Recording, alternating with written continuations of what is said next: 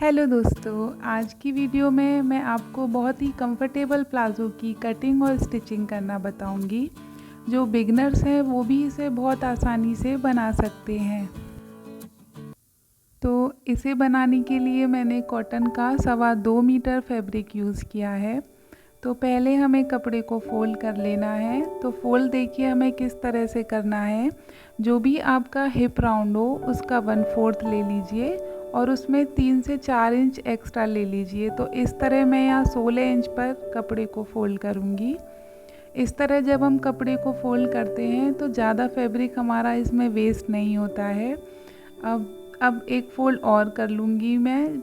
देखिए इस तरह से बीच से फैब्रिक को उठाते हुए, यानी अब ये कपड़ा हमारा 4 फोल्ड में फोल्डेड है, जिसकी खुली हुई साइड मैंने बाहर की तरफ रखी है। अब इसके बाद सबसे पहले हम यहाँ बेल्ट के लिए निशान लगा लेंगे। तो ऊपर की तरफ देखिए इंची टेप को रखते हुए मैं 2 इंच पर बेल्ट के लिए निशान लगा लूँगी।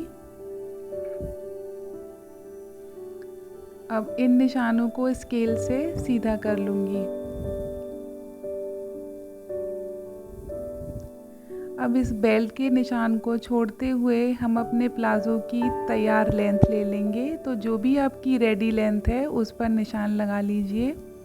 मेरे मेज़रमेंट में मेरे प्लाज़ो की तैयार लेंथ है 38 इंच पर, तो मैं 38 इंच पर ही यहाँ मार्क कर लूँगी। और अब इन निशानों को भी देखिए स्ट्रेट लाइन से बिल्कुल सीधा ड्रॉ कर लूँगी। अब नीचे मोरी की फोल्डिंग के लिए मैं 3 इंच पर यहाँ एक्स्ट्रा निशान लगा लूँगी कपड़े को फोल्ड करने के लिए। तो इस तरह से इस निशान को भी मैं सीधा कर लूँगी। अब हम निशान लगाएंगे प्लाज़ो की कमर के लिए। तो उसके लिए जो भी आपका हिप राउंड है उसका 1/4 कर लीजिए और उसमें 3 इंच लूजिंग का ऐड कर लीजिए। तो मेरे मेज़रमेंट में मेरा हिप राउंड आ रहा है 40 इंच पर, और जब हम 40 का चौथाई भाग लेंगे तो आएगा 10 इंच। 10 में मैंने 3 इंच लूजिंग का ऐड कर लिया है। तो इस तरह से मैंने 13 इंच पर ही वेस्ट के लिए निशान लगाया है और 13 इंच पर ही देखिए मैंने इस तरह लंबाई में क्रॉच के लिए निशान लगाया, यानी आसन के लिए। तो दोनों ही निशान मैंने 13-13 इंच पर लगा लिए हैं। तो इस निशान को देखिए इस तरह से मैं यहाँ सीधा कर लूँगी। अब यहाँ देखिए क्रॉच की गोलाई के लिए मैं 2.5 इंच पर निशान लगा लूँगी।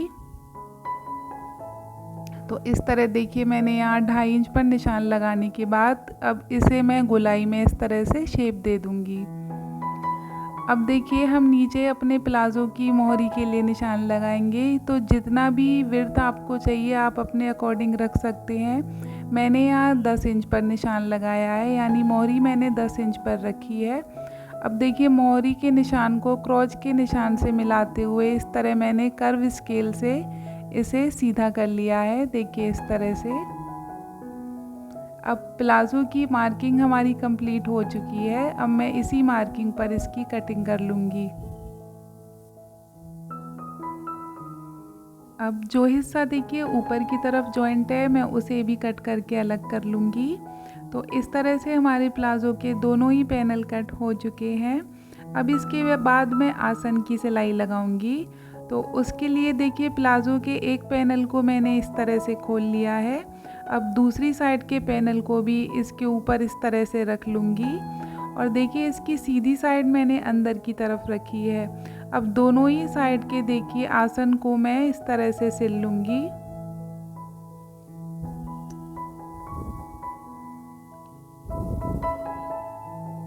आसन पर मैं यहाँ सिलाई डबल ही रखूँगी। तो दोनों साइड के आसनों पर मैं इसी तरह से देखिए सिलाई लगा लूँगी। तो देखिए इस तरह से मैंने दोनों साइड सिल ली हैं। अब इसको देखिए बीच से इस तरह से पकड़ते हुए मैं यहाँ इसे सीधा कर लूँगी। अब सीधा करने के बाद सबसे पहले जो भी हमने मोहरी के लिए एक्स्ट्रा फोल्डिंग में कपड़ा रखा था, यानी 3 इंच पर, मैं इस तरह से सबसे पहले मोहरी को फोल्ड कर लूँगी और उसके बाद देखिए लंबाई में इस तरह से मैं क्रॉच एरिया को मिलाते हुए दूसरी साइड तक सिलाई लगा लूँगी। तो पहले देखिए यहाँ मोहरी के लिए मैं इस तरह से फोल्ड करते हुए बिल्कुल स्ट्रेट में सिलाई लगा लूँगी।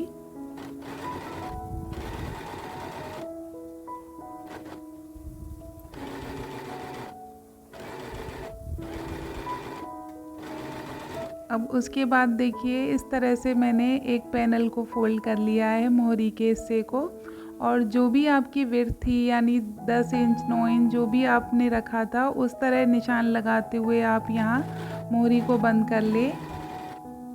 इस तरह से देखिए मैं यहाँ क्रॉच के दोनों ही पैनलों को मिलाते हुए दूसरी साइड तक पूरे में ही इस तरह सिलाई लगा लूँगी। देखिए इस तरह से।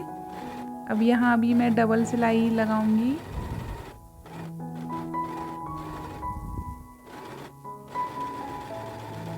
तो इस तरह देखिए मैं यहाँ पूरी ही सिलाई को कंप्लीट कर लूँगी।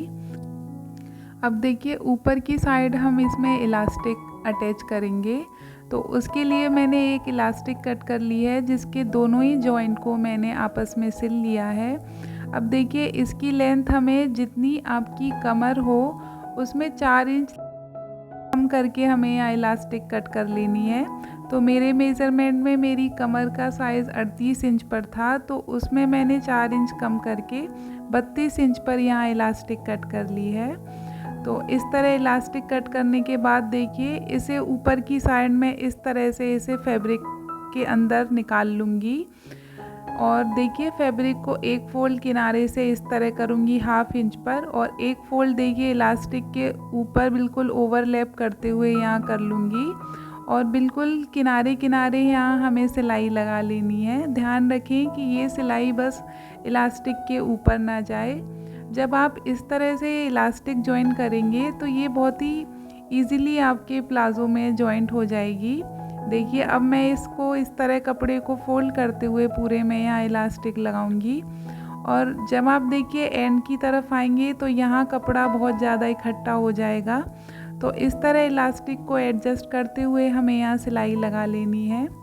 तो इस तरह देखिए मैं पूरे में ही यहाँ इलास्टिक को सिल लूँगी। तो देखिए यहाँ हमारी सिलाई कंप्लीट हो चुकी है।